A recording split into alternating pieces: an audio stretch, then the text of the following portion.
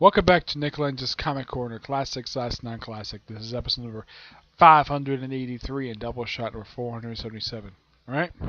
Two Star Wars trades. And they are the trade volumes from the Star Wars main series. We have Volume 5, Yoda's Secret War, and Volume 6, Out Among the Stars. Good cover. Now I gotta talk about something really bad about these issues. I kind of forgot this is where Salvador Roca started his run for the book. A guy who is an awful artist when it comes to drawing faces. Yeah, the faces in all these issues, all the human faces, well, ones from the main characters, are awful. I have no idea why in the world Marvel still allows this guy to actually still be the artist. And that was the most recent issue that came out. I think it was issue 45. He's still the artist. And heck, I've checked the episode of company solicitations. I have no idea why in the world this guy is still listed as a damn artist. But despite that, let's talk about the main story. Okay, this is just an untold story of Yoda, or younger Yoda, which is seeing Qui-Gon Jinn first time in a new expanded universe. The new, when it comes to the new canon, this is the first time that Qui-Gon Jinn's ever been seen. Well, outside of, being shown up in the, I think it was the Star Wars Clone Wars CGI series, The Force Ghost. This is the physical version of him. Yeah, and also C-3PO gets rescued after he was taken off, as he was taken in the previous arc. Yeah, and this particular arc is the start of Salvador Roca's awful run as the artist. He's great when drawing other stuff, like the rest of the characters. His aliens look really good, but the human characters, they look awful. I have no idea why. Okay, you want a good example? Okay.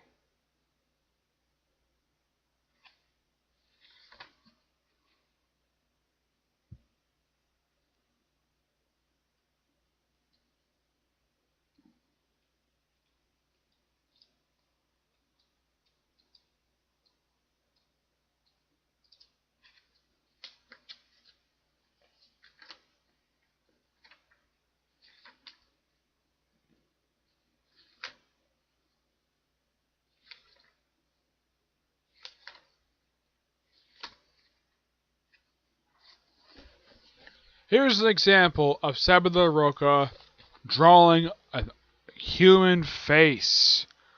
Oh my gosh, that is so horrible. Yeah, it's in this one too, but I'll talk about the stories here in a minute. Yeah, and of course Luke gets a chance to go to this planet which Yoda went to years prior, and the story is really good. That's the only thing good about this thing is the writing. Yeah, the writing and the story is fantastic. The artwork is atrocious.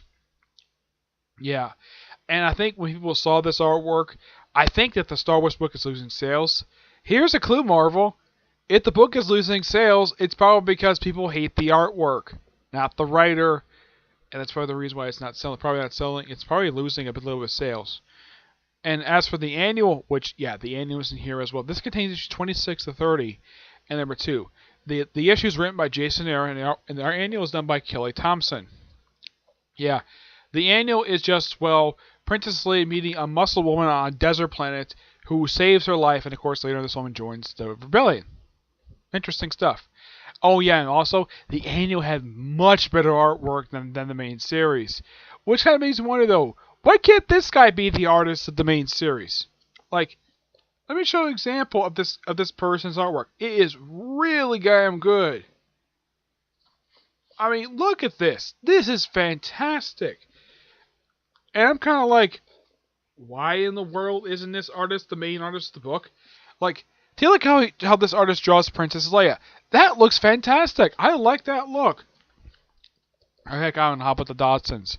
But, despite that this is good, I'm going to give this a 9 out of 10. Even though I don't get 9.5, the artwork.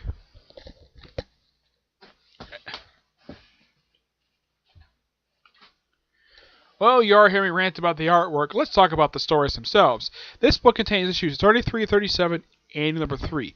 The issues themselves written by Jason Aaron and the end written by Jason Latour. Yeah. Excuse me. This one's called Out Among the Stars. And all this book is just a series of one-shot stories.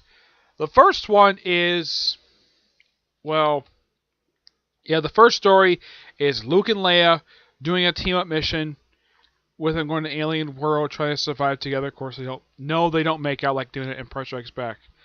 And it's kind of play at this point. This takes place after Empire Strikes Back because even though they have never mentioned it at all. Yeah, and then of course there was this thing at the end of every issue. You have the characters doing the next issue. Like 34 is Lando and Santina, I think her name is, the woman who poses Han Solo's wife. 35 is Han and Chewie. 36 is the Scar Squadron, and the final issue is R2-D2, which, by the way, that's when they got back C-3PO. And the annual is just a team up between, well, Leia and Han on a snowy planet. No, it's not Hoth. It's some other world. But, yeah, just various stuff and really fun stories. I should point out, though, Final is ready to collect Jason Aaron's awesome run for the book. Because starting with issue 38, Karen Gillian takes over the story. I don't have a problem with him as a writer when it comes to writing other stuff. It's just that his Iron Man work was just okay to bad, and his Young Avengers work is awful. But with the exception of two things, Karen Gillian's written a lot of good things over the years. Like his work for Loki, his Loki series for Journey to Mystery was really good, and his New Mutant stuff was awesome. And of course, you can't forget his work for Darth Vader and Dr. Aphra. Fantastic stuff. I'm going to give this book a 9 out of 10. Good stuff. Still off artwork. Though the annual has got much better artwork. You want to know who the annual artwork is done by in this book? The artist's name is Michael Walsh. Okay, Michael Walsh. Also, there's a backup story here where Sans will provide. I think, let's see, that story is...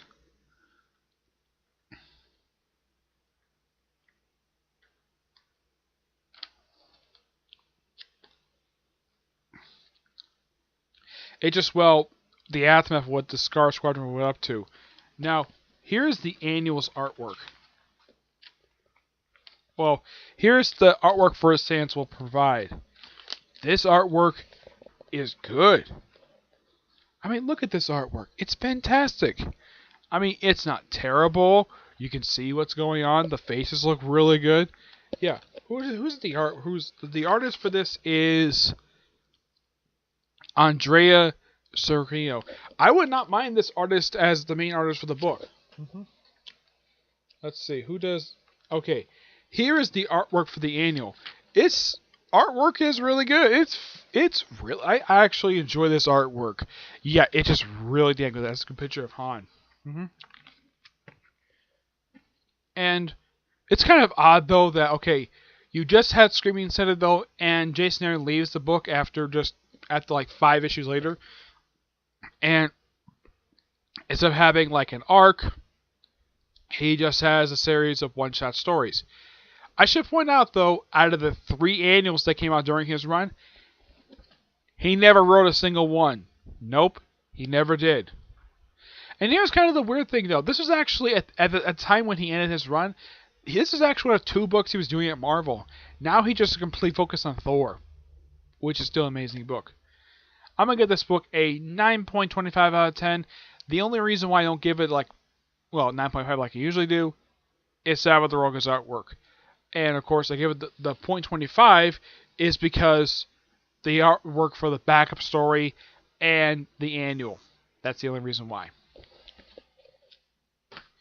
Alright, so that's it for this episode. Stay tuned for the next episode, which is going to be 2 more Star Wars books, and they're both written by Charles Schell. You'll find out what they are in the next episode, okay? Until I see you all there, bye.